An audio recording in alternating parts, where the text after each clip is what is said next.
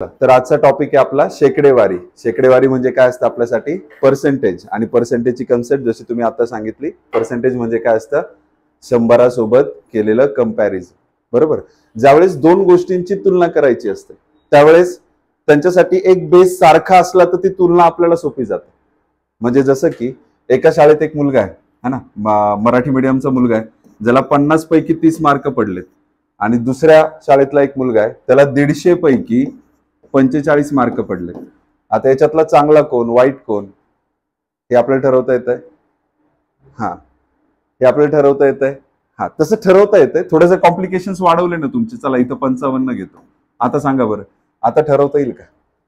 ते 45 जरा लहानच दिसत होते, त्यामुळे मग लगेच ठरवता आलं आपल्याला की नाही बाबा त्याला कमी मार्क आहेत. पण आता जरा जड जाईल तुम्हाला शोधायला की कोणाला जास्त आहे कोणाला कमी आहे. म्हणजे ह्या दोन मुलांची जर तुलना करायची असेल आपल्याला, तर ही तुलना करण्यासाठी काय गरजेचं पडेल? मग आपल्याला त्यांचा बेस सारखा असणं गरजेचं पडेल. बरोबर की नाही? म्हणून आपण ह्या दोघांचा बेस काय करतो? सारखा करतो. मग सारखं करायच्या वेगवेगळ्या पद्धती आहेत. जसं की आता इथे 50 आहेत, याला मी काय करेल? 3 गुणून टाकेल. म्हणजे मला लगेच अंदाज येऊन जाईल की हा 5 त्रिक 15 खाली 150 पैकी 60 आहे. आणि इथे 150 पैकी हा काय होता? 55. म्हणजे याला जास्त मार्क होता. मोठा छोटा आपल्याला ठरवता येतो. 30 त्रिक 90. मी जरा चुकलो. तर इथे 30 त्रिक किती आलं? 90 आलं. म्हणजे आपल्याला काय करता येतं? इथे त्यांची तुलना एकदम सहजपणे करता येते. आता ही तुलना वर्ल्ड वाईड म्हणजे काय, जगभरात कशी करायची? हे गणित तज्ञ जे लोक होते ना, त्यांनी ठरवलं की आपण 100त करायची. म्हणून तिथे सुरुवात झाली शेकडेवारीची, म्हणजे पर्सेंटेजची. म्हणजे ज्यावेळी आपण आता इथे 150शी कंपॅरिझन केलं, कंपॅरिझन 100शी करू ना, त्यावेळेस त्याला काय म्हटलं जाईल? टक्केवारी म्हटलं जाईल. आणि ज्यावेळेस टक्केवारी म्हटलं जातं त्यावेळेस आपण ते टक्के लावतो, हे चिन्ह लावतो. हे चिन्ह लावायचंय, तर हे चिन्ह लावण्यासाठी नियम काय की तो जो काही नंबर आहे तो काय असला पाहिजे? 100शी कंपेअर असला पाहिजे. म्हणजे 100त त्याला आम्ही बघता आलं पाहिजे. जसं की आता मला 50 पैकी 30 मार्क आहेत. मला काय करायचंय? मला 100त बघायचंय. काय करावं लागेल? इथे गुणिले 2 करावं लागेल. म्हणजे 100त बघितलं ना, गुणिले 2 करावं लागेल. तर इथे काय येतंय? खाली 100 येऊन जाईल आणि वरती काय येऊन जाईल? 60. मग आपण अधिकार मिळतो आपल्याला टक्केवारीचं चिन्ह द्यायचा की मला किती टक्के आहेत? 60%. बरोबर की नाही? तर प्रत्येक वेळी हा लसावी शोधणं किंवा हा डिनॉमिनेटर 100त बनवणं हे प्रत्येकाला वेगवेगळ्या पद्धतीने कळेल किंवा समजून सांगावं लागेल. म्हणून त्यांनी एक सोपासा पर्याय शोधला, ज्याच्यामध्ये आपण फक्त एवढंच करतो, 50 पैकी जर 30 मार्क पडले तर मला कशात बघायचंय? त्याला 100त. म्हणजे काय? हे टक्क्याचं चिन्ह लावायचं असेल ना, तर गरजेचं काय? गुणिले 100 करणं. कुठल्याही नंबरला गुणिले 100त केलं, गुणिले 100 केलं की त्याचं काय मिळतो आपल्याला? टक्केवारी मिळते. येतंय का लक्षात? मग मला जर 60% पडलेत एखाद्या विषयामध्ये, तर मला किती मार्क पडलेत हे जाणून घेण्यासाठी मला पहिले हे जाणून घ्यावं लागेल की पेपर किती मार्कांचा होता. कारण की मला 60% पडलेत, 100त 60 आहे. मी टक्क्याचं चिन्ह काढून टाकायचं असेल तर भागिले काय करावं लागतं? 100 करावं लागतं. आणि मग भागिले 100 केल्यानंतर आपल्याकडे जे अंश आणि छेदात जो भाग येतो त्याच्यावरून आपण ओळखू शकतो की बाबा याला 100 पैकी किती मार्क होते? 60 मार्क होते. पण हे झालं 100 पैकी. आपल्याला काय शोधायचंय? खरे मार्क काय होते? मग मला हे बघणं गरजेचं आहे की पेपर किती मार्काचा होता. जो खरा पेपर होता तो किती मार्कांचा होता? जसं की जो खरा पेपर होता तो 150 मार्कांचा होता. मग मी गुणिले 150 करतो. आता ज्यावेळी आपण एखाद्या नंबरला टक्क्यात शोधायचं होतं त्यावेळी आपण काय केलं? गुणिले 100 केलं. आणि ज्यावेळेस आपल्याला मार्कात शोधायचंय त्यावेळी आपण गुणिले काय केलं? 150त केलं. म्हणजे आपल्याला ज्याच्यात हवंय, रूपांतर ज्याच्यात हवंय, मला काय करावं लागतं? गुणिले ते करावं लागतं. ज्याच्यात मला रूपांतर हवंय मला गुणिले तेच करावं लागणार आहे. तर ही गोष्ट कायमस्वरूपी लक्षात ठेवा. ज्याच्यात रूपांतर हवं असतं आपल्याला काय करायचंय? गुणिले ते करायचंय. येतंय का सगळ्यांना लक्षात? जसं की एखादा नंबर आहे, 5 हा नंबर आहे, मला 3 पटीत पाहायचा आहे म्हणून मी गुणिले 3 करतो. बरोबर की नाही? तसं मला हा शेकडेवारीत म्हणजे 100त बघायचा आहे तर गुणिले काय करावं लागतं? 100 करावं लागतं. ह्या पलीकडे जाऊन जर एकदम डीप मध्ये जर तुम्हाला कन्सेप्ट समजून घ्यायची असेल तर छेदात काय लिहिलेलं असतं? आपण छेदात काय लिहिलेलं असतं? जनरली छेदात आपण काय लिहितो? बेस व्हॅल्यू लिहितो. बेस व्हॅल्यू म्हणजे जिच्याकडे बघून आपण ठरवतोय की वरचं काय, म्हणजे शाळेत मार्क आपल्याला नेहमी असेच पडलेत 50 पैकी 30, उलट तर नाही लिहून दिलं ना आपल्या शिक्षकांनी असे तुम्हाला असे मार्क आहेत भाऊ, याचा अर्थ चुकीचा आहे. कारण की आपल्याला हेच समजावण्यात आलंय जे खाली लिहिलं जातं ते काय आपल्यासाठी टोटल व्हॅल्यू आहे, ती आपल्यासाठी काय बेस आहे, आणि जे वरती दिलं गेलंय ते तुमच्यासाठी तुमचे मार्क होते, ते तुमचं आहे. खाली बेस व्हॅल्यू ज्याच्याशी आपण कम्पेअर करतोय आणि वरती जे कम्पेअर झालंय ते वरती असतं. येतंय लक्षात? सो इथे आपण हा जो 50 लिहिलाय ना याच रूपांतर इथे लिहिलेलं असतं. म्हणजे काय, मला 50ला 100 बघायचंय म्हणून खाली 50 आणि गुणिले मी 100 का केलं, कारण की मला 50ला 100 बघायचं. इथे खाली 100 हे 60% होते, हे जे लिहिलं ना आपण हे काय होतं 60% होते, म्हणजे 100 60 होते. पण मला ह्या 100ला 100 नाही बघायचंय, मला कशात बघायचं होतं 150 बघायचं होतं. मला ज्याच्यात बघायचंय त्याने गुणिले करतो, त्या व्यतिरिक्त जे खाली लिहिलं गेलंय त्याच रूपांतर इथे लिहिलेलं असतं, त्याच प्रेझेंटेशन तिथं दिलेलं असतं. म्हणजे गुणिले आपण काय लिहू शकतो, हा असं. फॉर एक्झाम्पल आहे बघा, आपण गुणोत्तर हा टॉपिक बघितला. गुणोत्तरात आपण हे बघितलं की 3/5 फॉर एक्झाम्पल ए आणि बी यांच्याकडे असलेल्या पैशांचं गुणोत्तर आहे 3/5. जर तुमच्याकडे माहिती ही असेल जी मी आता सांगतोय की यांच्याकडे एकूण किती पैसे होते, एकूण किती पैसे होते, जर यांच्याकडे एकूण 80 रुपये होते तर आपण ए चा भाग शोधण्यासाठी वरती ए लिहितो, कारण की मला ए बद्दल बोलायचंय, ज्याच्याबद्दल बोलायचंय त्याला वरती लिहिलं जातं. खाली मी काय लिहिणार आहे आता, हे कोण ठरवतं, हे गणित ठरवतं की दिलं काय गेलंय त्याच्यावरनं ठरवता येणार आहे की मी तिथे काय लिहायला पाहिजे. जसं मला जर एकूण किंमत दिली होती तर मला 5 आणि 3 8 एकूण लिहावं लागणार आहे खाली, कारण की गुणिले मी 80 लिहिणार आहे. जे इथे लिहिलंय त्याच रूपांतर इथे असणं गरजेचं आहे. येतंय सगळ्यांना लक्षात? हे 8 होतं म्हणून इथे 80 लिहिलं. जर हे हा एक भाग झाला क्वेश्चनचा, असाही भाग असू शकतो की बी कडे 100 रुपये आहेत, तर सांगा ए कडे किती पैसे आहेत. मग आपल्याला काय लिहावं लागणार आहे, ए चे पैसे शोधायचे म्हणून ए ला वरती लिहिणार मी 3, हा वरती आला. ज्याला शोधायचंय ज्याच्याबद्दल बोलायचंय ते सगळं वरती येतं. खाली काय लिहिणार मी आता, जसं इथे 8 लिहिला कारण की मला काय अवेलेबल होतं, एकूण किंमत अवेलेबल होती. म्हणजे माझ्याकडे जो भाग अवेलेबल होता वापरण्यासाठी म्हणून तो काय होता त्याच रूपांतर इथे लिहिलं होतं. आता माझ्याकडे काय भाग आहे वापरण्यासाठी की बाबा बी कडे 100 रुपये, मला गुणिले 100 तर लिहायचंय, पण मी इथे खाली काय लिहिणार बी चे पैसे म्हणजे 5, कारण की हे पण बीचं तर हे पण काय असलं पाहिजे बीचं. हे जर एकूण होतं तर हे पण काय पाहिजे एकूण, किंवा हे एकूण येतं इथं खाली एकूण पाहिजे, म्हणजे त्याचेच रूपांतर तिथे लिहिले जातात. हे झालं बेसिक, एवढं डीपली जायची गरज नसते, पण जर तुम्हाला माहित असेल तर नक्कीच वाईट नाहीये. याच्यातनं अजून काही गोष्टी उलगडतील तुमच्या, तुम्हाला शॉर्टकट सापडतील. येतंय लक्षात? महत्वाच्या 2 गोष्टी काय आहेत, जर आपल्याला पर्सेंटेजचं चिन्ह लावायचंय तर गुणिले 100 करा. पर्सेंटेजचं चिन्ह काढून टाकायचंय तर काय करा, कुठे लिहिलं होतं मी ते लिहून खोडलंय, डिवाइड बाय 100 करा. म्हणजे पर्सेंटेजचं चिन्ह काढून टाकायचं असेल तर डिवाइड बाय 100. 2च गोष्टी. लावायचंय पर्सेंटेजचं चिन्ह गुणिले 100 करा, काढायचंय छेदाला 100 लिहा. आलाय 2 गोष्टी लक्षात? चल मग प्रश्नांपासून सुरुवात करू.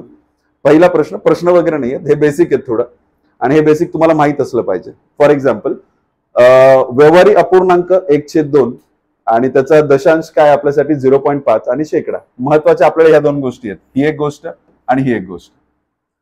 म्हणजे काय, कुठल्याही नंबरचा 50% शोधायचा आहे. फॉर एक्झाम्पल त्याच्यानुसार एक एक गणित घेऊ आपण. कुठल्याही नंबरचा 50% शोधायचा आहे. माझ्याकडे नंबर आहे 1 2 3 4 5, याचा मला काय शोधायचा आहे 50%. मी काय करणार माहितीये का, फक्त त्या नंबरला भागिले 2 करणार. त्या नंबरला काय करणार भागिले 2. खरं म्हणायला गेलं तर गुणिले 1/2 करतोय मी. 1 2 3 4 5 गुणिले 1/2 केल्यानंतर हेच मिळतं आपल्याला. त्यामुळे डायरेक्ट सांगताना सांगितलं की भागिले 2 करा. कुठलाही नंबर स्वतःचा काय असतो, कुठलाही नंबर स्वतःचा 100% असतो. कुठलाही नंबर स्वतःचा 100% असतो. मग जर तो नंबर स्वतःचा 100% आणि त्याचं मला 50% शोधायचं तर त्याला अर्ध करणं गरजेचं आहे. म्हणून मला इथे काय करावं लागलं, त्याला अर्ध करावं लागलं. येतंय सगळ्यांना लक्षात?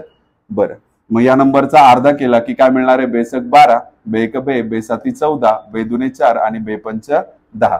म्हणजे त्या नंबरचा 50% काय मिळेल मला, जो आता आपण केला. येतंय सगळ्यांना लक्षात? बरं, कुठल्याही नंबरचा 25% शोधायचा आहे बाबा, मला 25% शोधायचा आहे. 25% काय करावं लागणार सांगा? लिहिल्याप्रमाणे त्या नंबरला भागिले 4 करावं लागणार आहे. आता हाच नंबर परत एकदा घेऊ, 1 2 3 4 5, आणि आपल्याला याचा 25% शोधायचा. इथे आपण 50% शोधला होता, इथे आपण 25% शोधतोय. 25% शोधण्यासाठी काय करावं लागणार आहे? डिवाइड बाय 4 करावं लागणार आहे. डिवाइड बाय 4 केलं, उत्तर मिळालं 4 त्रिक 12. नंतर पुढचा अंक एकच अवेलेबल होतो भागाकारासाठी, म्हणून 3 काय 4च्या पाड्यात येत नाही, म्हणून 400 आणि पुढचा अंक वापरायला मिळतो. मग 4 8 32, मग उरले 2, मग 4 सक 24, उरला 1, नंतर 4 दुने 8 आणि 4 पंच 20. म्हणजे मला त्या नंबरचा लगेच काय मिळाला? 25% मिळाला. येते सगळ्यांना लक्षात? एखाद्या नंबरचा 75% कसा शोधायचा? 1 2 3 4 5 याचा मला 75% शोधायचा आहे. डिवाइड बाय 4 केल्याने काय मिळतं? 25 त्रिक 75 होतात, म्हणजे गुणिले 3 नंतर करून टाका ना. डिवाइड बाय 4 केल्याने तुम्हाला काय मिळाला होता तुमच्यासाठी? 25%, आणि 25 गुणिले 3 केल्यावर 75 मिळतो. तर डिवाइड बाय 4 करा, नंतर गुणिले 3 करा, म्हणजे तुम्हाला व्हॅल्यू मिळेल 75%. आता मी हे सोडवत नाही, तुम्ही घरी बसल्या हे सगळं सोडवायचं आहे. आणि ह्या गोष्टींची प्रॅक्टिस असली पाहिजे. म्हणजे नाही ठीक आहे मला माहित आहे 3/4 करतात, पहिले भागिले 4 करतात, गुणिले 3 करतात, नुसतं असं म्हणून जर आपण तसंच जर उठून पेपरला गेलो ना, तर टाइमवर काही गोष्टी ना आपल्याला तेवढ्या गतीने नाही करता येत ज्या गतीने करता आल्या पाहिजे. त्याच्यासाठी तुम्हाला ती प्रॅक्टिस करावी लागेल, आणि प्रॅक्टिस करावी लागते घरी. तुम्हाला फक्त इथे बसून ऐकून नाही चालणार आहे. काय करावं लागणार आहे? प्रॅक्टिस करावी लागणार आहे घरी. बरं, मग कुठल्याही नंबरचा तुम्हाला शोधायचा आहे 12.5%. 12.5%. फॉर एक्झाम्पल 430चा मला 12.5% शोधायचा आहे. दाखवल्याप्रमाणे फक्त काय करायचं? डिवाइड बाय 8 करायचं. डिवाइड बाय 8 का बरं करतोय? कारण की 100ला 8ने भागल्यानंतर मला मिळतं 12.5, आणि नंबर स्वतःचा काय असतो? 100% असतो. मग हा नंबर जर स्वतःचा 100% तर त्याला डिवाइड बाय 8 केल्यावर त्याचं काय मिळणार आहे आपल्याला? 12.5% मिळणार आहे. म्हणजे मला 12.5% डिवाइड कशाने करावं लागतं? 1/8ने डिवाइड करावं लागतं. 20% शोधायचं आहे. बरं, 100चा 20 कसा बनेल? डिवाइड बाय 5 करून ना, 5 दुने 10 आणि 0. मग त्या नंबरला सुद्धा आपण जर डिवाइड बाय 5 केलं तर आपल्याला त्याचा काय मिळून जाईल? 20% मिळून जाईल. येतंय लक्षात? म्हणजे 20% शोधण्यासाठी काय करावं लागणार आहे आपल्याला? 5ने भागावं लागणार आहे. 40% शोधण्यासाठी बरं 5ने भागा आणि 2ने गुणा. 5ने का बरं भागायचं? 20% शोधायचा होता. 20% शोधला, गुणिले 2 केला की 40% मिळतोय. बरं 10% शोधून घ्या, गुणिले 4 करा जर 40% हवा असेल तर. येते की नाही लक्षात? म्हणजे आपण 40% वेगवेगळ्या पद्धतीने मिळवू शकतो. 50% शोधा, 10% वजा करून टाका. हा, मग मुळात आलं कुठं की 10% शोधायचा कसा? कुठलाही नंबरचा 10% शोधण्यासाठी त्याला 10ने भागायचं. सगळ्यात सोपी आयडिया. 1 2 3 4 5 हा तो तुमचा नंबर होता. याचा जर तुम्हाला 10% शोधायचा असेल तर फक्त पॉईंट डावीकडे 1 डिजिट सरकवायचा, म्हणजे 10% मिळतो. जर तुम्हाला 1% शोधायचा आहे 1 2 3 4 5चा, तर 2 डिजिट अलीकडे सरकवा पॉईंट, म्हणजे तुम्हाला काय मिळतो? 1% मिळतो. ह्या दोन गोष्टी जरी माहित असल्या ना तरी 50% काम होतं. पण उरलेल्या 50साठी हे तुम्हाला माहित असलं पाहिजे. खास करून कोणासाठी? या 25%साठी, 12.5%साठी तुम्हाला माहितच असलं पाहिजे. कारण की हे असे काही नंबर आहे जे नेहमी वापरतात IBPS वाले एक्झाम्स मध्ये, कुठल्याही कॉम्पिटेटिव्ह एक्झामला हे परत परत येणारे नंबर आहेत. आणि याच्या जर फ्रॅक्शन व्हॅल्यू माहित नसल्या तर अडचणी वाढतात आपल्या भविष्यात. ओके, सो 5% शोधण्यासाठी डिवाइड बाय 20 करावं लागेल. कारण की 100ला 20ने भागल्यानंतर त्याचा 5 मिळतो, तर त्या नंबरलाही 20ने भागलं तर त्याचा 5% मिळून जाईल. त्यानंतर जर मला 15% शोधायचा आहे तर 10% शोधा. 10%चा अर्धा करा म्हणजे 5% मिळतील, आणि दोघांची बेरीज करा म्हणजे 10% अधिक 5% म्हणजे तुम्हाला 15% मिळून जाईल. आणि जर ते तुम्हाला तसं पटत नसेल तर 3/20 करा, तरी तुम्हाला तो काय मिळतो? 15% मिळतो. कारण की 20ने भागल्यानंतर काय मिळत होतं? 5% मिळत होता, आणि 5ला 3ने गुणल्यावर 15 मिळणार असतो, म्हणून गुणिले 3 केलं की त्याची 15%ची व्हॅल्यू पण आपल्याला मिळून जाते. बरं, मग आपल्याला 12% शोधायचं आहे तर काय करायचं? 4 त्रिक 12 होतात, आणि 4% आपल्याला शोधता येतो, बरोबर की नाही? 4% कसं शोधतात एखाद्या नंबरचा? हा, 4%.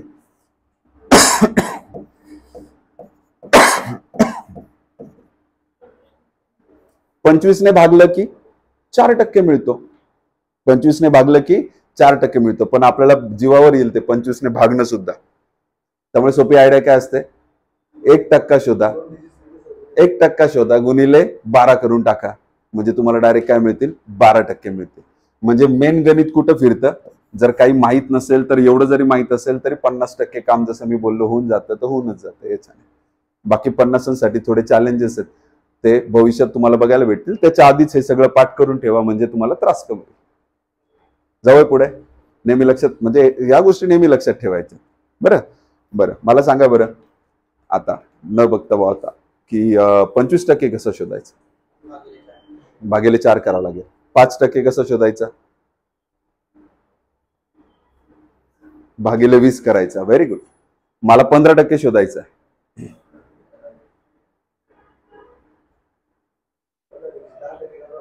कशाला, 5ची जोडच आहे ना ती. 5%ला काय शोधायचं असतंय, डिवाइड बाय 20 करून 5% मिळतो, गुणिले 3 करा, 5 त्रिक 15. 20% जो आपण 5% जो शोधला होता त्यालाच गुणिले 3 करायचंय, मिळून जातं. मॅडम तुम्ही सांगा 80% कसं शोधाल, 10% शोधायचा, गुणिले 8 करून टाकायचं, 80%. बरोबर की नाही. 75% कसं शोधायचं, व्हेरी गुड, 3/4. 3/4 करू, कारण की डिवाइड बाय 4 केल्याने 25% मिळतोय. 25 त्रिक 75 होतात. पहिले काय शोधायचं आपण, 25% गुणिले 3 करून टाकायचं, म्हणजे 75% मिळते. बरोबर की नाही. 150% कसं शोधायचं, एकदम सोपं आहे. स्वतः नंबर स्वतःचा 100%, म्हणजे तो नंबर लिहून घ्यायचा, त्याचा अर्धा करून त्याच्यात बेरीज करून टाकायची. कारण की 150% म्हणजे 100% अधिक 50%, आणि त्या नंबरचा अर्धा केला म्हणजे त्याचा 50% मिळाला होता. 100% स्वतः तो नंबर आणि त्याचा 50% म्हणजे अर्धा, दोघांची बेरीज केली की 150% मिळतात. ऍड करून टाकायची. अर्धा शोधण्यासाठी भागिले 2 करावं लागतं. कुठल्याही नंबरचा 500% कसं शोधायचं, 500 गुणिले 5 करून टाका, संपला विषय. कारण की तो स्वतः काय 100%, गुणिले 5 केल्याने काय मिळणार आहे त्याचं, लागतंय काय. सोपं आयडिया आहेत एकदम, पण हे पाठ ठेवणं गरजेचं पडेल आणि प्रश्नांची सुरुवात इथून करूया आपण. तर दिलेल्या संख्यांचा 12.5 काढायचे असले तर आपल्याला 1/8 जसं त्यांनी उदाहरण देऊन ठेवलंय की 472 चे मला 12.5% शोधायचे आहेत, तर मी फक्त 472ला डिवाइड बाय 8 केलं तरी काम होतं. मग 8 45 आणि 8 9 72, म्हणजे मला खूप इझिली आन्सर मिळतं. मला काही फारसं करावं नाही लागत की बाबा मला काय करायचं असतं, 472 चे 12.5% नंतर याचं रूपांतर करावं लागतं, हा पॉईंट काढावा लागतो, नाही तर भागाकार द्यावे लागतात, नंतर कुठे उत्तर मिळतं. पण आपल्याला सोप्यात माहित आहे की डिवाइड बाय 8 केलं की संपलं. त्यामुळे ह्या गोष्टी लक्षात ठेवणं तितकंच गरजेचं आहे. 40% काढायचं आहे, काय करणार आहे, 2/5 किंवा त्यापेक्षा छान मी सांगितलं की 10% शोधून घ्यायचा, गुणिले 4 करून टाका, म्हणजे टेन्शनच नाही. तुम्हाला डायरेक्टली काय मिळतोय, 40% मिळतो. 175चा जर 40% शोधायचा आहे तर 175चा 10% हा असेल. पॉईंट फक्त इकडे लावायचा. याच्यात मेहनत कमी आहे म्हणून हे करायला लावतं, त्याच्यात जरा मेहनत जास्त आहे. मग आपण 10% शोधला, गुणिले 4 करायला काय फारशी मेहनत लागत नाही. 4 पंच 20 होतात, 2 गेला हातच्याला, 7 चोक 28, 29 30, 3 गेला हातच्याला, 4 1 4 आणि 3 7, आणि पॉईंट नंतर एकच अंक होता म्हणून आपण उत्तरात सुद्धा एकच अंक ठेवणार, म्हणजे आपल्याला उत्तर मिळेल 70. तिथेही 70, इथेही 70. पद्धती वेगवेगळ्या असू शकतात, आपल्याला कोणती कन्व्हिनियंट आहे हे आपण बघायचं. आणि कन्व्हिनियंट कोणती होते, ज्याची प्रॅक्टिस आपण जास्त करतो. ज्याची प्रॅक्टिसच आपण केली नाही ती आपल्यासाठी कधीही कन्व्हिनियंट असू शकत नाही. त्यामुळे प्रॅक्टिस करणं फार गरजेचं आहे. बरोबर. त्यानंतर दिलेल्या संख्यांचा 25%, 50%, 75% कसा काढायचा उदाहरणांसहित दिलाय, एकदा त्याच्यावर नजर घाला. त्या व्यतिरिक्त या खालच्यांचे सुद्धा तुम्हाला काही रेफरन्सेस दिलेले आहेत.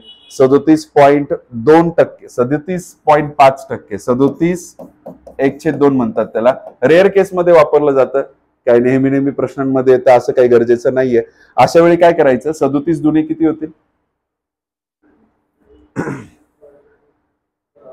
74, अधिक 1 किती होणार आहे, 75. म्हणजे याचा आणि याचा गुणाकार होत असतो, जो काही गुणाकार आलाय त्याच्यात 1 ऍड करायचा असतो, वरती 1 दिलाय म्हणून. 75/2 आणि शे म्हणजे शे लावायचंच. मग आता याला आपण छोटं बनवलं तरी आपल्याला ती व्हॅल्यू मिळणार आहे. काय मिळणार आहे? त्याच्याऐवजी 3/8 मिळणार आहे. हा, पण मग तुम्हाला हे करावं लागेल, नाही तर लक्षात ठेवावं लागेल. लक्षात ठेवण्यासाठी आधी मेहनत असते, करण्यासाठी टाइमवर मेहनत घ्यावी लागते. मग दोघांपैकी काय करायचं हे तुम्ही तुमच्या परीक्षांमध्ये कसं तुम्हाला वापरायचं त्याच्यानुसार ठरवा. 62.5 साठी 62/1/2 म्हणजे 62.5 साठी 5/8 ने गुणून टाकायचं नंबरला.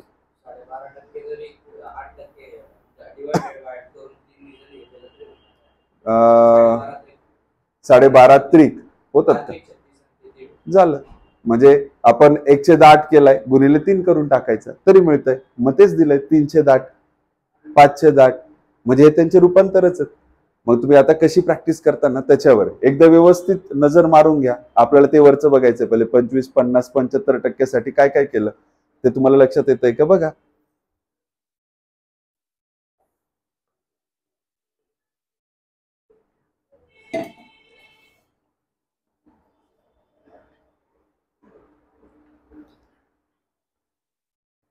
जमेल? पीडीएफ मिळून जाईल तुम्हाला. पीडीएफ मिळाल्यानंतर सगळी घरी व्यवस्थित सगळ्या गोष्टी बघायच्या. 25चे 25% कसे शोधायचे? 25चे 25% काय नाही करायचं, 25चा डिवाइड बाय 4 करायचं. ठरलं ना आपलं? 25% शोधायचं असलं की काय करायचं होतं आपल्याला? डिवाइड बाय 4 करायचंय. खेळत नाही बसायचं, याच्यात थोडं खेळणं जास्त होऊन जातं. 25चा 25% शोधायचं, डिवाइड बाय 4 करायचा होता. 4×7 24, एक उरलाय. 4×2 8 आणि 4×5 24. त्या पलीकडे तिकडे जायची गरज नाही. आता पाठ्यपुस्तकानुसार तसं दिलं जातं, पण आपण ट्रिक्स वापरतोय. आपण स्पर्धा परीक्षा बघतोय ना, स्पर्धा परीक्षांमध्ये ट्रिक वापरावं लागतात. कुठल्याही नंबरचा 100% वाढवायचा आहे, गुणिले 2 करा. नाही, 100% वाढवायचा आहे का? वाढवायचा आहे. 100% वाढ म्हणजे एखाद्या नंबरची 100% वाढ कशी होणार? एखाद्या नंबरची 100% वाढ, तीच संख्या त्याच्यामध्ये काय करायची? खरं तर वाढवायची आहे. ठीक आहे, इथं थोडं गडबड आहे. इथं बघा 125% वाढ करायची आहे. एखाद्या नंबरचा 125% कसा शोधायचा असतो?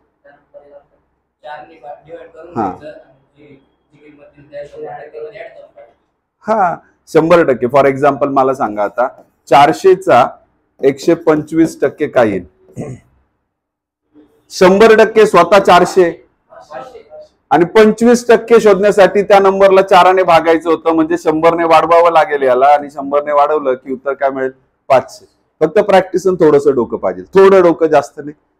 माहिती असणं एवढं पण थोडं डोक्यासारखंच असतं. माहिती करून घ्या म्हणजे डोकं आलं आपल्याकडे. फक्त वापरायचं. ते तर तुम्ही किती एक्सपर्ट होताय ते तर तुमच्या प्रॅक्टिसवरच सगळं डिपेंड करतं.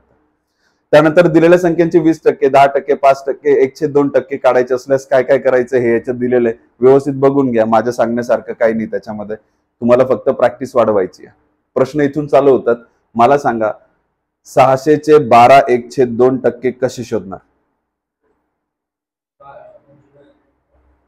12/1/2 म्हणा किंवा 12.5 म्हणा, दोघांचा अर्थ सारखाच आहे आणि त्याला भागिले 8 करावं लागतं. म्हणजे आपल्याला जर 600चा 12/1/2% शोधायचा होता तर 600ला काय करायचं होतं? फक्त 8ने भागायचं होतं. मग काय येणार आहे? 8×7 56 येतात आणि 8×5 40 येतात. म्हणजे या प्रश्नाचं उत्तर काय मिळेल आपल्याला? 75. बरं, पुढचं 400चे 37/1/2% शोधायचे. आताच बोलणं झालं आपलं त्याच्याबद्दल. हा, तर काय करायचं आपल्याला?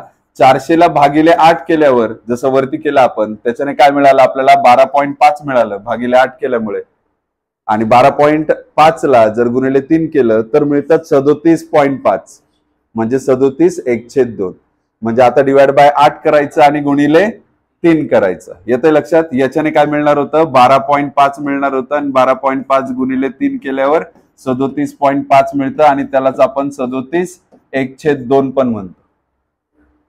म्हणजे फक्त डिवाइड बाय 8 करून गुणिले 3 करायचंय. तर 8×5 40 आणि 0 आणि 5×3 15. म्हणजे या प्रश्नाचं उत्तर काय मिळेल आपल्याला? 150. येतंय लक्षात? त्या पलीकडं 2/5 पट म्हणजे शेकडा किती? 2/5 शेकडा किती एवढंच विचारताय ना? ते म्हणतायत 2/5ला शेकडामध्ये कसं दाखवायचं? शेकडामध्ये दाखवायचंय म्हणजे टक्केवारीचं चिन्ह लावायचंय, शेकड्याचं चिन्ह लावायचंय. म्हणजे गुणिले 100 करत असतो आपण. लेक्चरच्या स्टार्टिंगला तेच ऐकलंय की गुणिले 100 केल्याने काय मिळतं? त्याचा पर्सेंटेज मध्ये मिळतंय. हा, मग इथे 5 दुने 10 आणि 0 म्हणजे तुम्हाला टक्केवारीचं चिन्ह लावायचं राईट मिळाला आणि त्यांनी टक्केवारी चिन्ह सहितच विचारलं होतं की किती असेल, तर ह्या प्रश्नाचं काय उत्तर मिळतंय मग 40%. 1/8 पट म्हणजे शेकडा किती? हे ऑलरेडी आपलं शिकून झालंय, पहिल्या प्रश्नालाच फिरवून फारून विचारलं जात आहे. तर 1/8 1/8 म्हणजे तुमच्यासाठी परत एकदा तेच येत आहे 12.5 म्हणा किंवा 12/1/2 म्हणा, दोघांचा अर्थ तोच असेल की तो किती असणार आहे 12.5%. बरं, 2400 पैकी 1% म्हणजे 2400चा 1% विचारता येते. तर आपल्याला 1% शोधण्यासाठी मगाशीच आपण ती गोष्टही बघितली की 2 डिजिट फक्त अलीकडे सरकवलं की त्याचा काय मिळतोय 1%. म्हणजे ह्या सगळ्या गोष्टी मुलं जे मॅन्युअली करतात की टक्का शोधायचा आहे म्हणजे काय करायचं, हे सगळ्या गोष्टी त्या बघतात. आपल्याला त्या गोष्टी करायची गरज नाही, बघायची लिहायची पण गरज नाही. आपल्याला फक्त माहित असलं पाहिजे की कुठे काय सरकवलं की काय मिळतं, अशा पद्धतीने ते झालं. बरं, याच्याबद्दल सांगा. 1440 पैकी ऐवजी आपण शब्द चा वापरू है ना. 1440 पैकीचा 72 म्हणजे किती टक्के भाऊ?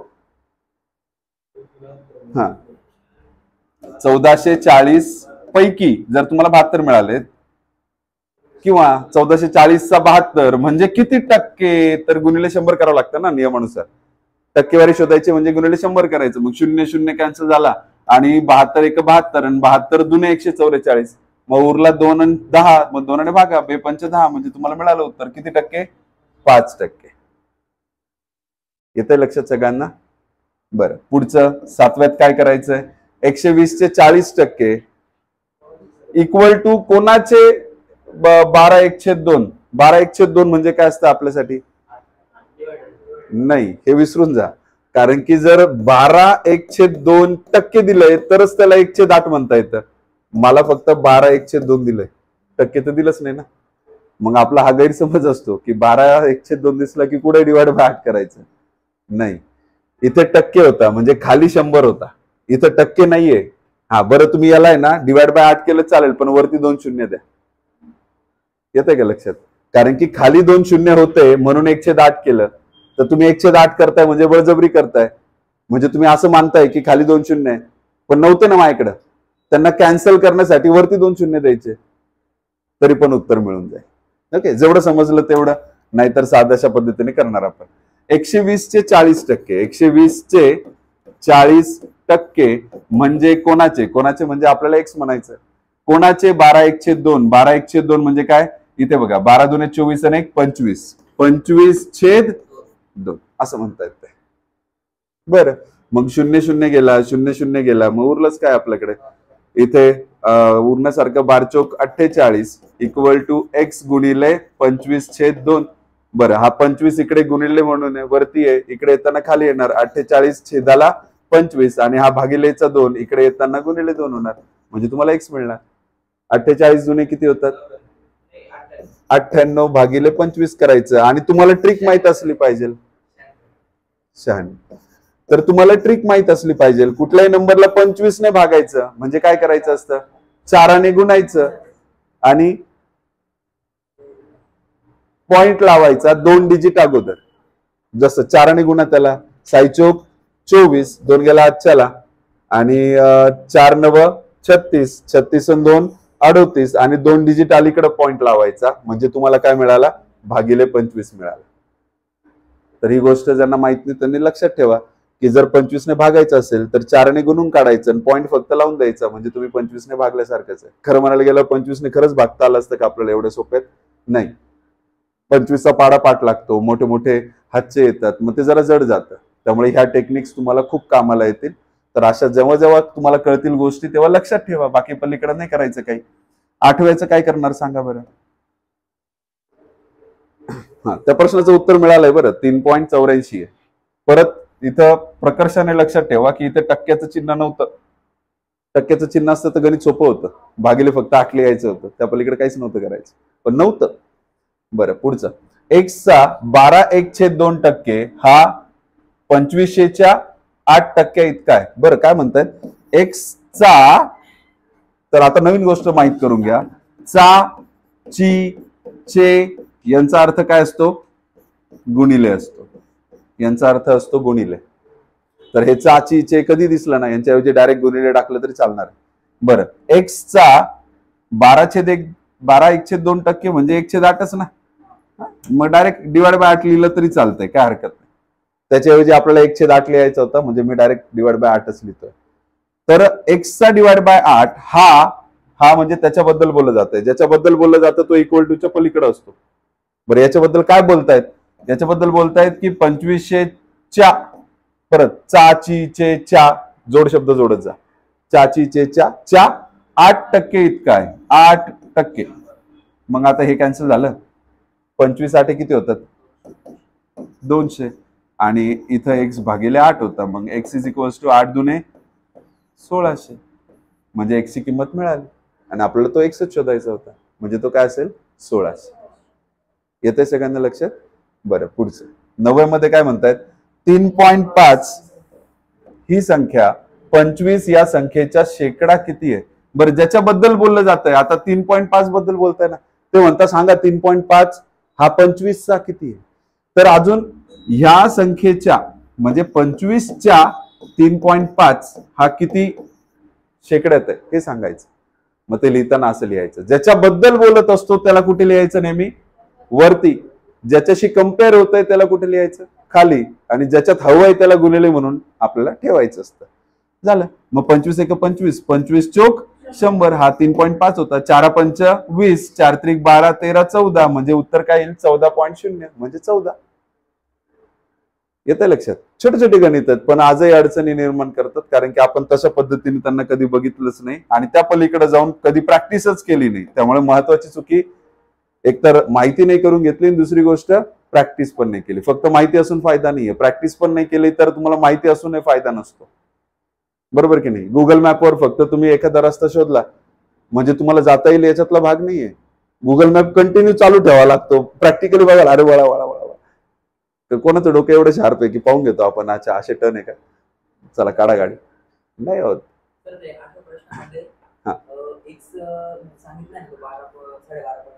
हा नाही, एक्सचा 12/1/2% आणि 12/1/2% डिवाइड बाय 8 करून काढण्यात येतो. मग एक्सला डिवाइड बाय 8 केलं, बस. आलं का लक्षात? बरं, याचा 1 किलोमीटरचा 6/1/4%. आता याला काही लक्षात ठेवायला प्रत्येक नंबर नाही लक्षात ठेवू शकत, एवढी मेमरी शार्प नाही आपली. त्यामुळे काही गोष्टी साध्या पद्धतीने घेतल्या तरी चालतात. 6 चोक 24 आणि 1 25 म्हणजे 25/4 आणि टक्के होते. टक्के म्हणजे 100 जोडायचे त्याला. झालं. याच्या पलीकडे जायची गरज नाही. आणि लक्षात ठेवायचं असेल तर 25 1 25 आणि 25 16 400 होतात. 25 गुणिले 16 400 होतात. राहणार आहे का लक्षात? नाही, राहू द्या असंच. मग 25/400 राहू द्या, काय वाईट नाही त्याच्यामध्ये. 1 किलोमीटरचा 6/1/4% म्हणजे किती मीटर? बरं, प्रश्न मीटर मध्ये विचारतायत. मग हा किलोमीटर कसं चालेल आपल्याला? या किलोमीटरला कशात कन्वर्ट करावं लागेल? मीटर मध्ये. किलोमीटरला मीटर मध्ये कसं कन्वर्ट करतात? गुणिले 1000 करून. 1 गुणिले 1000 केला की 1000 मिळतो. म्हणजे 1000 मीटरचाच किती विचारता येते? 25/400 विचारतायत. 2 शून्य गेलेत, 2 शून्य गेलेत. नंतर 2 दुणे 4, 2 पंच 10, 25 5 125 आणि भागिले 2 करून टाका. 2 सक 12, 2 दुणे 4 आणि 2 पंच 10. म्हणजे उत्तर काय येईल? 62.5 मीटर. 1 किलोमीटरचा 6/1/4% म्हणजे किती असेल? 62.5 मीटर असेल. ओके. आपल्याला ज्याच्यात हवंय त्याच्यात त्याचं कन्व्हर्जन करावं लागेल. किलोमीटर जसला तसा वापरता येऊ शकत नव्हता, त्याला मीटर मध्ये कन्वर्ट करणं तितकंच गरजेचं होतं. आलंय लक्षात सगळ्यांच्या? बर. 20च्या 20%चा 10% किती? आता असे प्रश्न पडले की आपल्याला पहिलं यार किती कॉम्प्लिकेटेड आहे. काय कॉम्प्लिकेटेड आहे? लिहायचंय तुम्हाला. 20च्या चाची चे चा सगळं काय असतंय? गुणिले.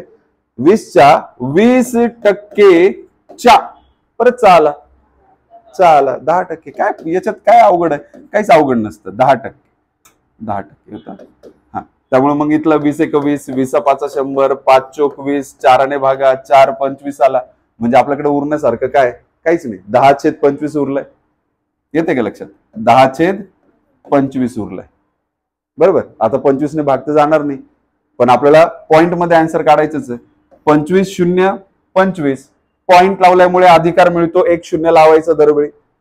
म्हणजे आता माझ्यासाठी तो 10 नाही राहिला, पॉइंट लावल्यामुळे तो 100 झालाय. आणि 25 चौक म्हणजे उत्तर काय येत आहे आपलं 0.4.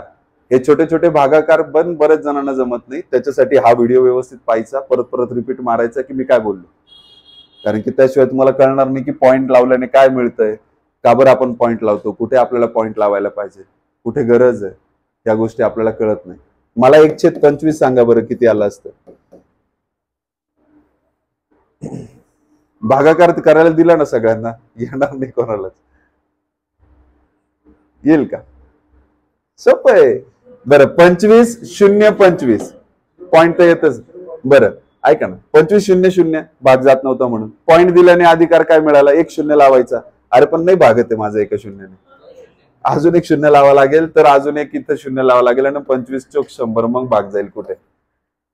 छोट्या छोट्या गोष्टी आहेत भागाकाराच्या गुणाकाराच्या, पण मुलांना माहित नसतात, मग चुका घडतात. या गोष्टी नेहमी लक्षात ठेवायच्या. बरं 12वेचं काय करायचं. 60 म्हणजे कोणत्या संख्येचा 30%. हा, आता एवढं गणित ना समीकरणात मांडण्यापेक्षा जर त्या गणिताचा अर्थ समजून घेतला तर जास्त सोपं जाईल. गणिताचा अर्थ कळायला पाहिजे. गणिताचा अर्थ काय, 60 कोणत्या संख्येचा 30%, म्हणजे 30% 60 आहे हे तर मान्य करताय ना तुम्ही. कोणत्या संख्येचा 30% म्हणजे 60 आहे, म्हणजे 30%च होता ना त्या संख्येचा 60. मग डायरेक्ट म्हणा ना 30 म्हणजेच 60 आहे. 30 म्हणजेच 60 आहे. 30 म्हणजे 60, तर 1 म्हणजे 2, 1 म्हणजे 2, तर 100 म्हणजे 200. कळतंय नाही कळतंय? अजून सोपं सांगतो. एवढं तर कळालं होतं ना. 30 म्हणजे 60 आहे, 30% म्हणजे 60 आहे. 100% शोधलं म्हणजे आपण तो स्वतः नंबरच शोधला ना, कारण की नंबर स्वतःचा किती टक्के असतो, 100% असतो. मग मिळाला आपल्याला. मग सरळ लाईनीत भागाकार होत असतो, 30 दुने 60 आणि तिरकस मध्ये गुणाकार होत असतो, म्हणजे उत्तर परत 200. कशा पद्धतीने करता हे तुमच्यावर, तुम्हाला जे कळालं ते करा. बरं 13व्याचं 2च्या 12.5 म्हणजे 12/1/2 म्हणजे 1/8. तेच विचारताय. 2चा डिवाइड बाय 8 करायला लावताय, त्या पलीकडे काहीच नाही करायला लावत, कारण की 12.5% शोधणं म्हणजे डिवाइड बाय 8 शोधणंच. Divide by 8. बरं काय येतंय मग, परत तोच भागाकार. 8च्या पाड्यात काही येत नाही, पॉईंट द्यावा लागणार आहे. मग पॉईंट दिल्यामुळे 0 म्हणजे 20 झाला बा. मग 8च्या पाड्यात येतो, 8 दुणे 16 येतोय, मग 4 उरलाय, मग 8 पंच 40 पण येतोय, म्हणजे आपल्याला उत्तर काय मिळतं 0.25. आता एवढं बेसिक का घेतलं, कारण की याच्यातच कच्चे असतात मुलं, याच्यातच कच्चे असतात. मग पर्सेंटेज किती भारी शिकवा तो कळूच शकत नाही, कारण की आपण बेसिक मध्येच आपण कुठेतरी कच्चे. म्हणून ह्या गोष्टीला आहे ना घरी गेल्यानंतर परत परत बघा, परत परत करा, तेवढं परफेक्ट होईल. एकदम भारी भारी एक्झाम्पल्स. बरं 14वेचं काय करावं. 10 हे कोणत्या संख्येचे 20%. बरं मग सारखंच आहे, नाही मला हे कळालंय की 10 हा 20% बा कोणाचा तरी. 20% कोण, 10, तर 100% काय असेल बाबा, हेच विचारायचंय ना. 10 1 10, 10 दुने 20, सरळ लाईनीत भागाकार होतो. इथं पण सरळ लाईनच आहे, भागाकारच होणार. काय उत्तर येणार 50. येतंय लक्षात, म्हणजे आपलं उत्तर काय 50. बरं हे तुम्ही करा बरं. 22चे किती टक्के म्हणजे 3.3, कसं करणार.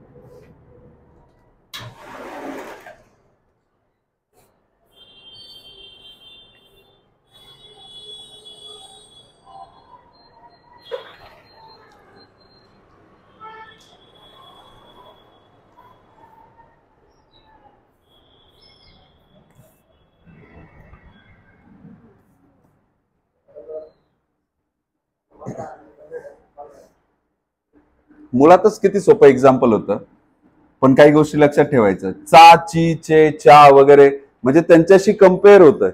कोणाशी कम्पेअर होत आहे? 22शी. म्हणून 22 खाली. आणि प्रश्न याच्याबद्दल आहे की बाबा हा 3.3 किती टक्के. संपलं गणित, याच्या पलीकडे काहीच करायची गरज नाही. बरं मग कसं करायचं? 11 दुने 22 आणि 11 त्रिक 33 पण 0.3. बरं 11च्या पाड्यात 33 3.3 येतो, 0.3 येईल. बरं पॉइंट आणि शून्य सोबत राहत नाही. पॉइंट गेला, एक शून्य गेला, कारण की पॉइंट नंतर एकच डिजिट होता. म्हणजे उत्तर काय येईल आपलं? 30 आणि हा भागिले 2 होता. बरं चला हे नाही केलं तरी चालेल. 2 पंच 10 करून टाका. इकडे 3च उरलाय, इकडे 5च उरलाय. 3 5 15%. प्रश्नाचं उत्तर आलंय सगळ्यांना? बर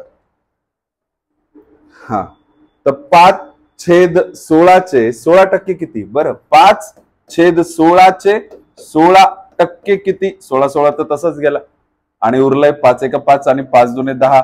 तर उत्तर 20 नाहीये, 1/20 आहे. आणि या 1/20 आपल्याला दशांशामध्ये दाखवायचं. कसं दाखवणार? 20च्या पाड्यात एक काही येत नाही. बरं 20 0 20 0 आणि पॉइंट लावल्यामुळे वरती 10 झाला, पण 20च्या पाड्यात 10 पण येत नाही. मग अजून एक शून्य लावा लागणार आहे. म्हणजे अजून एक शून्य वाढला तर 20 5 100 म्हणता येईल. म्हणजे उत्तर काय येईल? 0.05. हे महत्वाचं. बऱ्याच जणांना हा भागाकार खरंच येत नाही, आणि खरंच येत असेल तर परत एकदा करून बघा. चुकतं कुठेतरी. न ऐकता जर केलं तर चुकण्याचे चान्सेस वाढतात. त्यामुळे हे नॉलेज जर भेटलं तर ते वापरायचं रेग्युलरली. 17चं सांगा काय करताय? 250 चे 16%. बरं 250 चे 16% अधिक 480 चे 115%. बरं असं देऊन ठेवलंय. ओके, मग काय करता येईल? 0 0 गेला, 5 दुने 10 आणि 5 5 25 आणि 2 8 16. म्हणजे इथं 8 5 40. म्हणजे इथलं तर मिळालं बा 40. इथलं 0 गेला, इथलं 0 गेलाय. 5 दुने 10 आणि 5 त्रिक 15 आणि 5 दुने 10 करा. आणि इथे 2 दुने 4 आणि 2 चौक 8 आणि 23 गुणिले 24 करा. बरोबर. मग 23 गुणिले 24 कसं करतात? बरं साध्या पद्धतीने आपण करू शकतो, किंवा जर आपल्याला 23चा वर्ग पाठ असेल तर लय बरं पडेल. कारण की 23चा वर्ग अधिक 23 केला की 23 गुणिले 24 मिळत असतो. म्हणून तुम्हाला 30 पर्यंत वर्ग पाठ करायला सांगितलं. मग सांगा बरं 23चा वर्ग काय येतोय? हा येस 529 प्लस 23 करायचं. म्हणजे 23 गुणिले 24 उत्तर मिळतंय. गुणाकार नाही करावं लागत आपल्याला. काय येणार आहे? 9 आणि 3 12, 4 आणि 1 5 आणि इथे 5 552. म्हणजे आपलं उत्तर फक्त या दोघांची बेरीज करून मिळणार आहे आता. म्हणजे उत्तर काय मिळेल? 592. 17व्याचं उत्तर असेल 592. बरं 18व्यावर बघूया आपल्याला काय करता येतं. 18व्यामध्ये परत तसंच काहीतरी गणित. काय करायचं आपल्याला? 525 चे 48% अधिक 350 चे x% म्हणजे 399 असं काहीतरी दिलं. बरं काय करता येईल? जेवढं कॅन्सल करता येईल तेवढं तर करूया. 5 ने भागता येईल. इथे 5 1 5 आणि 0 देऊन 5 5 25, 5 दुने 10 आणि 0. बरं 4 ने परत भागता येईल. 4 5 20, 4 1 4, 4 दुने 8, 5 आणि इकडे परत भागता येईल. 5 दुने 10 आणि 5 1 5, 12 1 12 आणि 12 दुने 24 आणि 1 25. इकडच्या साईडचं उत्तर मिळालं 252. बरं हा 252 आता इकडे प्लस म्हणून आहे, तर साईड चेंज करताना मायनस म्हणून जाईल. मग करूया मायनस त्याची. 252ला वजा करूया. म्हणजे 90 2 गेले 7, इथे 4 147 उत्तर मिळालं. म्हणजे माझ्याकडे समीकरण एवढंच उरलंय फक्त. 350 गुणिले x भागिले 100 इक्वल टू 147. मग इथे पण कॅन्सल करता येतंय. 0 0 गेलाय, 5 दुने 10 आणि 5 7 35 आणि 7ने भाग देता येतो. 7 दुने 14 आणि 7 1 7. मग x हा भागिलेचा 2 तिकडे गेल्यानंतर गुणिले होईल. 21 दुने 42 होतात. म्हणजे आपल्याला उत्तर मिळेल.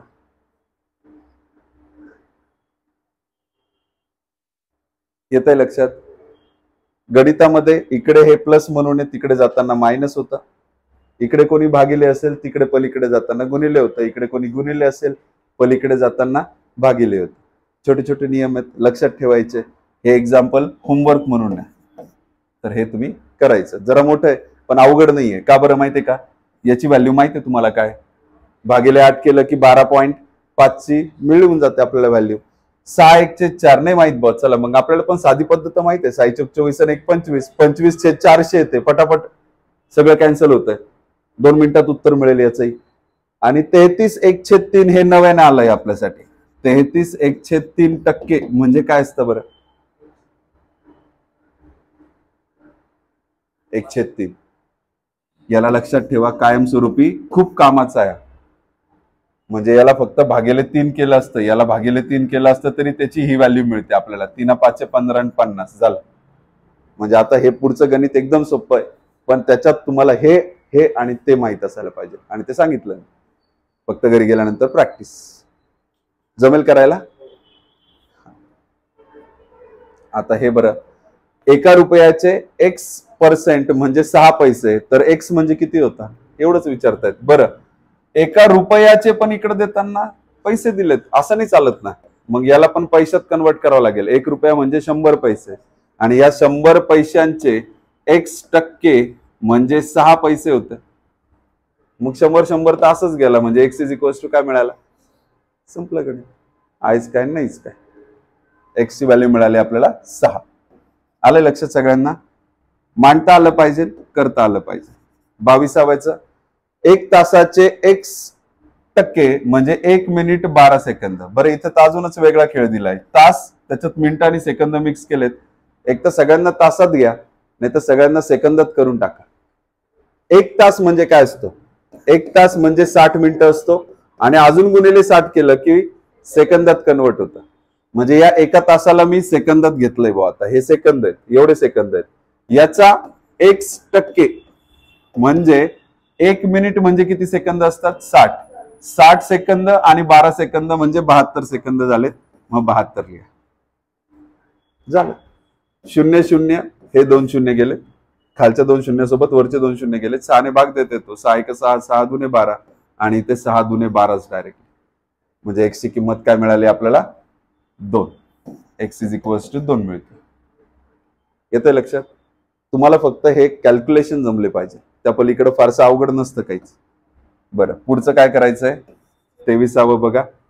त्याच्यामध्ये X चे 3/4. बरं, X चे 4×3 = 12 आणि 3 = 15 भागिले 4 आणि टक्के म्हणजे 100. हे 45 म्हणून दिलेत. बरं, 15×3 = 45 होतात ना. इकडून तिकडे भाग का बरं देता आला डायरेक्ट? कारण की मध्ये गुणाकाराचं चिन्ह होतं. इकडे बेरीज वजाबाकी असे काही चिन्ह असते, तर तो अधिकार आपण गमावला असता. तो मिळालाय कारण की गुणिलेचं चिन्ह आहे. गुणिले भागिले असलं की तुम्हाला तो अधिकार मिळतो. इकडचं डायरेक्ट तिकडे भागता येतं. मग 4×3 = 12. X = किती मिळाले? 1200. संपलं गणित. येतंय लक्षात? बरं, 24वं कसं करणार? एका गावाची लोकसंख्या 70,000 वरून 71,050 झाली, म्हणजे लोकसंख्येत किती टक्के वाढ झाली? बरं, किती वाढले हे तर दिसतंय ना उघड्या डोळ्यांनी. काय दिसतंय? 1050 वाढलेत. कशात? 70,000. आणि उत्तर कशात द्यायचंय? झालं. 2 0 2 0 1 0 1 0. बरं, मग उरलेला भागाकार देता येईल. 5 ने देऊया. 5×1 = 5 आणि 5×4 = 20. 5 × 2 = 10 आणि 5×1 = 5. 7 ने देता येईल. 7 × 2 = 14 आणि 7×3 = 21. म्हणजे 3/2 एवढं उरलंय. फक्त ते आपल्याला अंशामध्ये द्यायचंय, दशांशामध्ये द्यायचंय. मग 2×1 = 2 आणि 2×5 = 10. म्हणजे 1.5% म्हणायचं. 1.5% त्याच्यात वाढ झाली.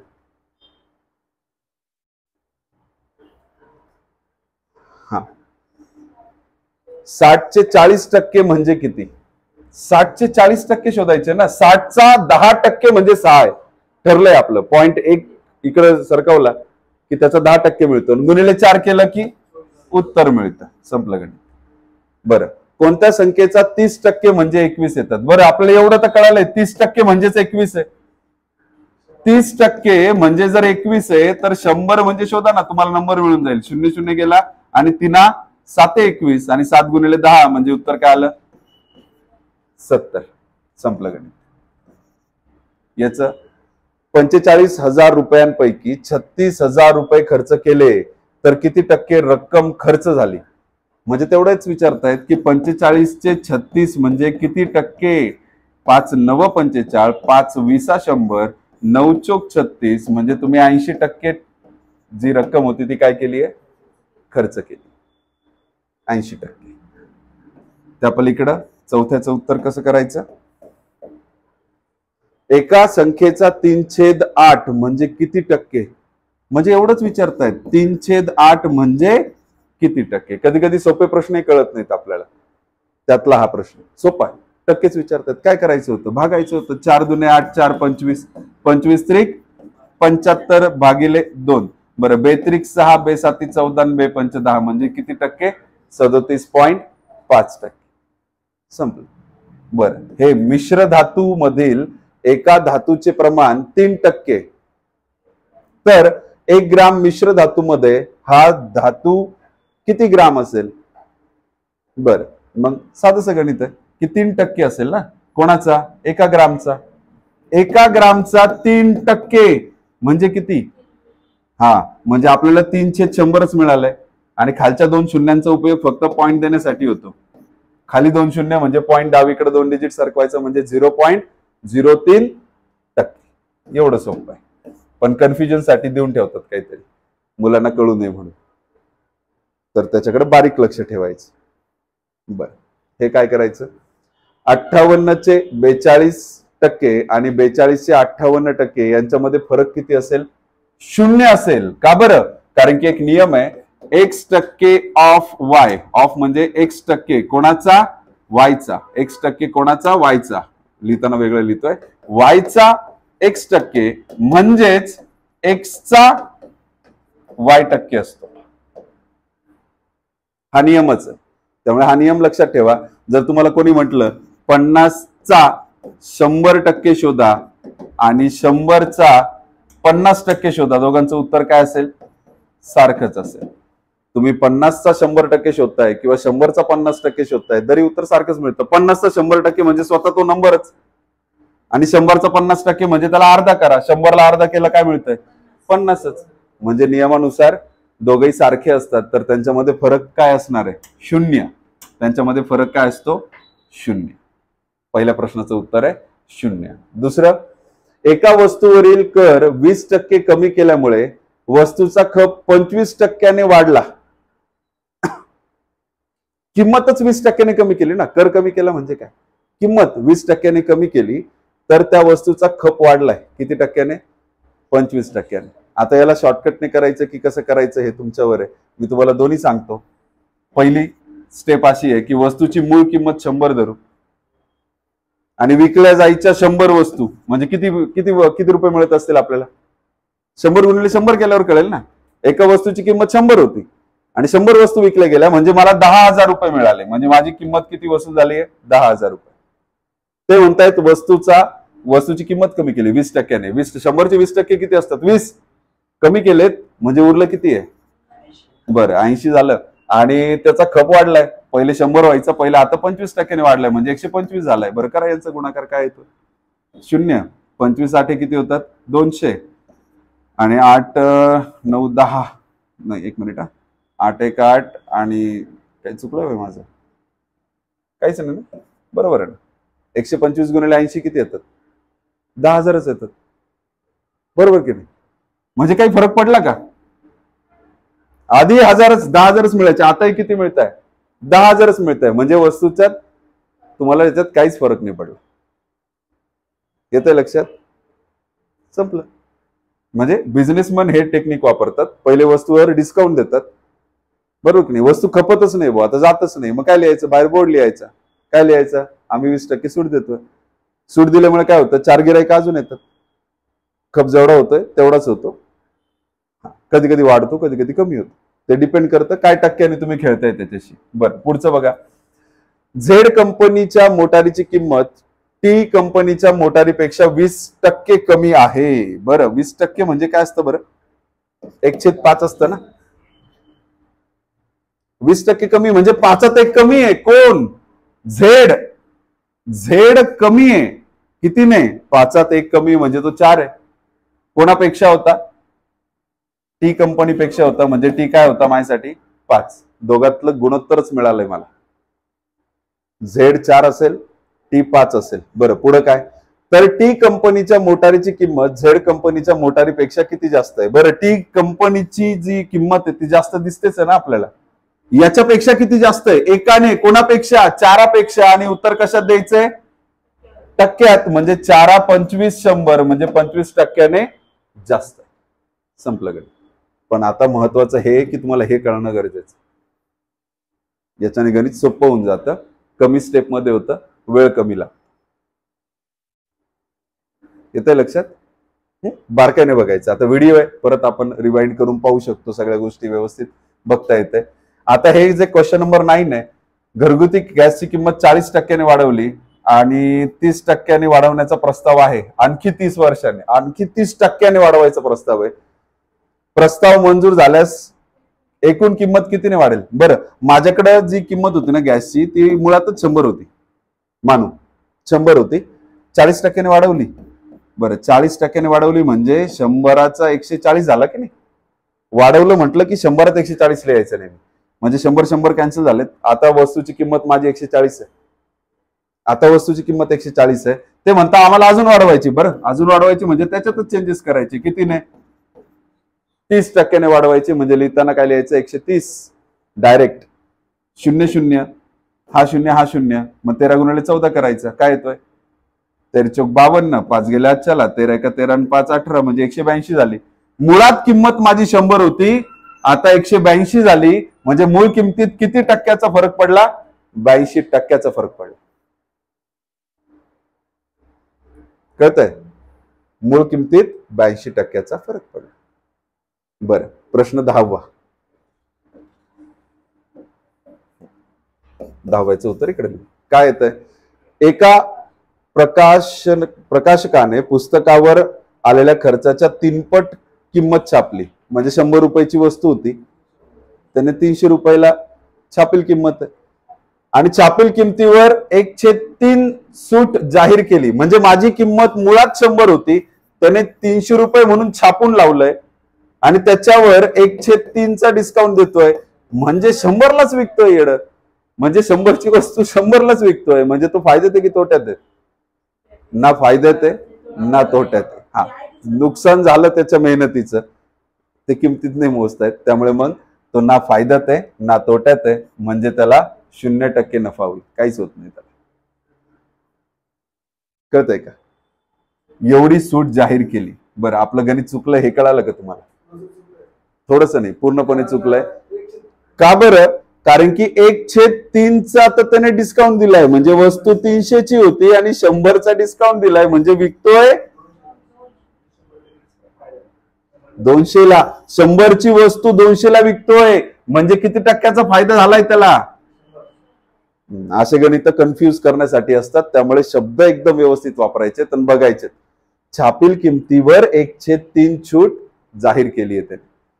छापील किंमत 300 होती, 1/3 ही सूट आहे, ही किंमत नाहीये, विक्री किंमत नाहीये. ही काय होती? फक्त सूट होती. म्हणजे 300 रुपयाच्या वस्तूवर तो 100 रुपयाची सूट देत होता, विकत 200ला होता. म्हणजे तो 100% नफा कमवत होता. 100चे 200 झाले म्हणजे 100% नफाच होता. आलाय का लक्षात? बरं, पुढचं 11वं गणित. हे तुम्ही होमवर्क म्हणून घ्यायचंय आणि याचं उत्तर खाली कमेंट मध्ये टाकून द्या. म्हणजे काय ते तुम्हाला कळतंय की नाही हे मला कळेल. अशा पद्धतीने हा होता टॉपिक पर्सेंटेज. याचं होतं हे पहिलं लेक्चर. याच्या पलीकडचा भाग दुसऱ्या लेक्चर मध्ये तुम्हाला दिसेल. त्याच्यामध्ये आपण याचे सगळे ऍडव्हान्स एक्झाम्पल घेणार. आलंय सगळ्यांना लक्षात?